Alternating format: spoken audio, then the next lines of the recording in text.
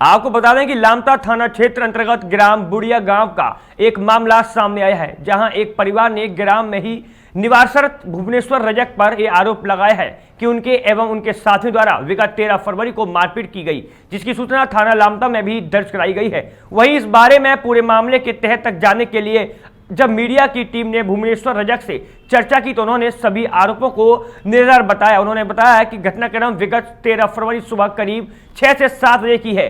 जिस महिला एवं परिवार द्वारा मेरे ऊपर आरोप लगाए जा रहे हैं वह मेरे घर आई, जो कि मेरे मकान के सामने मेरी कार खड़ी रहती है। उस कार के ऊपर से अपने साथ लाई हुई सामग्री से आसपास घुमाकर उतारकर सामग्री को मेरे घर के दरवाजे पर रखकर और मेरी मां के हाथ में एक चूड़ी निकालकर उसे अपने साथ लेकर चली गई। जब इस बात की जानकारी मेरी मां द्वारा मुझे लगी तो मेरे द्वारा उस महिला को बुलवाया गया और उससे पूछा गया, लेकिन उसके द्वारा कुछ बताया ही जाता कि उससे पहले उस महिला का देवर और लड़का वहां आ गए और मेरे साथ छीना झपटी करने लगे। चूंकि मेरे द्वारा भी अपने बीच बचाव के लिए प्रयास किए गए, साथ ही कुछ ग्रामीणों द्वारा बीच बचाव किया गया। वहीं मेरे द्वारा तत्काल डायल 100 को बुलाया गया, जिन्होंने उन लोगों को थाने लामता लेकर चले गए। उन्होंने आगे बताया कि उसके बाद कुछ राजनीतिक दलों के द्वारा उस परिवार को मेरे खिलाफ भड़काकर मेरे खिलाफ सामाजिक स्तर पर शिकायत कर मारपीट करने जैसे गंभीर आरोप लगाए जा रहे हैं, जो कि बिल्कुल गलत और निराधार है। मुझे कुछ राजनीतिक लोगों के द्वारा इस मामले में गलत रूप से बदनाम किया जा रहा है, जिसका प्रत्यक्ष प्रमाण है कि उनके द्वारा थाने में दर्ज कराई गई FIR और जो सामाजिक लेटर पैड में लिखित दिया गया है, दोनों में काफी भिन्नता है। मुझे बदनाम कर मेरी छवि खराब करने की कोशिश की जा रही है। उन्होंने अपने ऊपर लगाए गए आरोपों को साफ इंकार करते हुए कहा कि सारे आरोप निराधार हैं, सरासर गलत है, मुझे फंसाया जा रहा है। बालाघाट जिले से संजय अजीत की रिपोर्ट। सर, एक जो मामला आया है बुढ़िया गांव का, जी, क्या मामला है सर पूरा? ये घटना दिनांक 13/2/2023 की है। इसमें जो अभी एक लिखित शिकायत आवेदन पत्र दिया है प्राथिया ममता ने, उसका आरोप है कि उसकी मां को काला जादू टोना करती है कि शक पर से आरोपी भुवनेश्वर रजक, मूलचंद रजक, सुजीत दामा है, प्रवीण दामा है एवं बिट्टू के द्वारा बुरी गालियां देकर हाथ मुक्कों से एवं डंडों से मारपीट कर जान से मारने की धमकी देने के संबंध में आवेदन पत्र प्राप्त हुआ है, जिसपे से अपराध क्रमांक 17/23 धारा 294, 323, 506, 34 का हम बताएंगे। हेमराज कावरा। हाँ, बताएंगे भैया, क्या मामला हुआ था? मेरी मम्मी को लकड़ी से कोचक रहे थे, मैं छुड़ाने गया तो मेरे को तो मारने लगे थे। किस मामले से यानी इस तरह से हरकत कर रहे थे वो लोग? वो लोग ऐसा कर रहे थे, 10 बार ऐसा हादसा कर रहे हो कहकर। मतलब क्या क्या हादसा किए?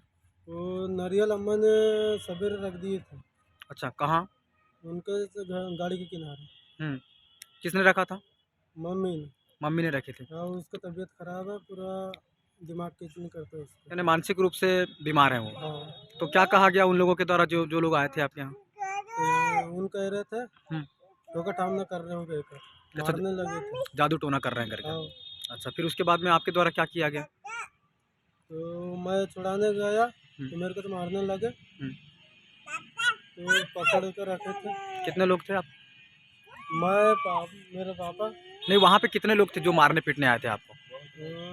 6-7 आदमी थे। तो अभी 25 का बताए हैं ना। अच्छा, अभी आप पुलिस थाने में आए हैं, क्या क्या विषय को लेकर के आए हैं? केस करने उनके ऊपर। चलिए, क्या नाम है आपका? सर, आपका परिचय? मैं भुवनेश्वर रजक हूँ। आप क्या है, जनपद सदस्य? मैं जनपद पंचायत बालाघाट में निर्माण सभापति के पद में हूँ। तो सर, जो आपका जो ग्राम है बुढ़िया गांव, जी इसमें जो एक महिला और एक परिवार के द्वारा आप पे जो आरोप लगाए गए हैं, जी, तो क्या है सर पूरा मामला?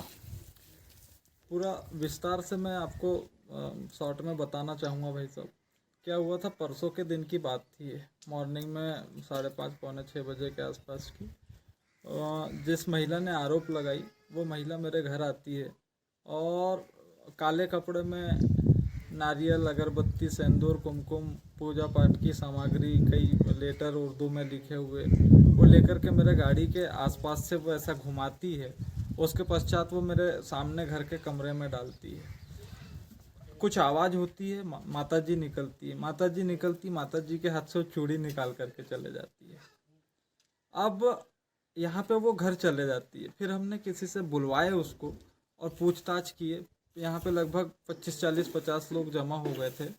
उससे पूछताछ किए। उसके बाद पूछताछ में क्या होता है कि थोड़ा सा आदमी मानसिक रूप से प्रताड़ित हो ही जाता है कि क्या होगा क्या नहीं होगा। तो फिर वो उसके बेटे और उसका देवर आता है और वो हमसे छीना झपटी करने का प्रयास करता है। छीना झपटी होती है हमारे बीच में, पड़ोस के लोग छीन लेते हैं, ये सच्चाई है। इस घटना से मैं इस बात को स्वीकार करता हूँ। इसके पश्चात क्या होता है कि मैं 100 डायल करके बुलाता हूँ पुलिस को, और पुलिस के हाथ में वो माँ बेटे को मैंने थाना भिजवा दिया। अब वहाँ पे बात ख़त्म हो जानी चाहिए थी।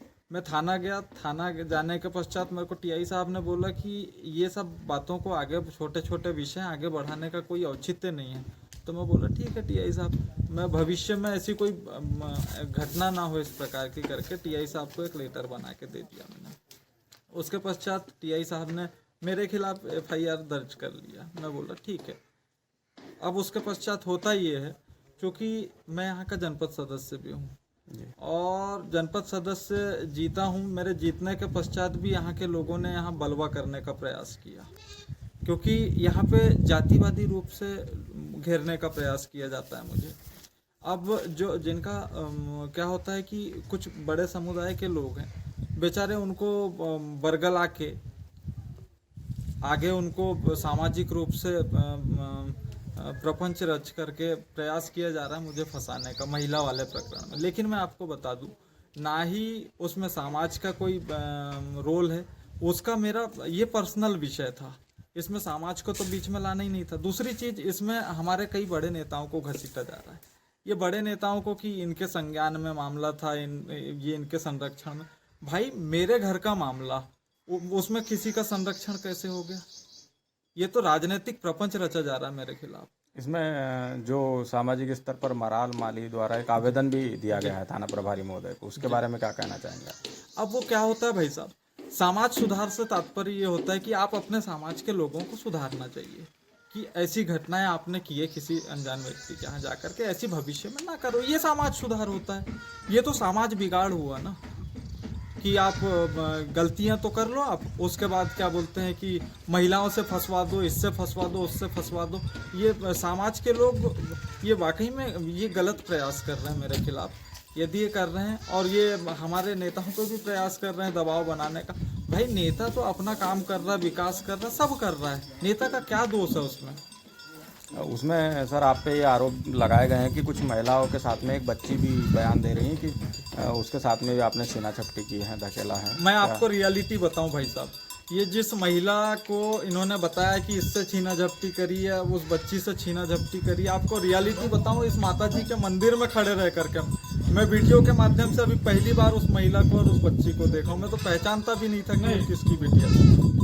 मतलब जिस समय ये जो हुआ घटना क्रम, उस समय वो वहाँ उपस्थित? उस समय वो उपस्थित ही नहीं थी। उसका एक मैंने वीडियो बनाया था, उसमें वो बोल भी रही है कि वो जा मेरे बहू से मन के लाना या मेरी बहू को बुला के लाना, ऐसा बोल रही थी। जब वो उसकी बहू नहीं थी, उसकी बेटियां नहीं थी, तो ये क्या प्रपंच रचना?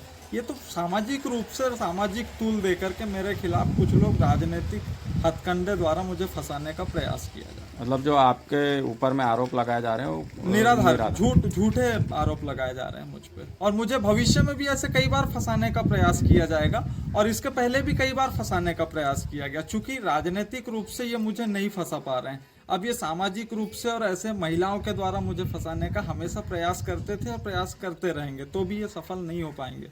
सत्य झुकता नहीं है, थोड़ी देर प्रताड़ित जरूर हो सकता है।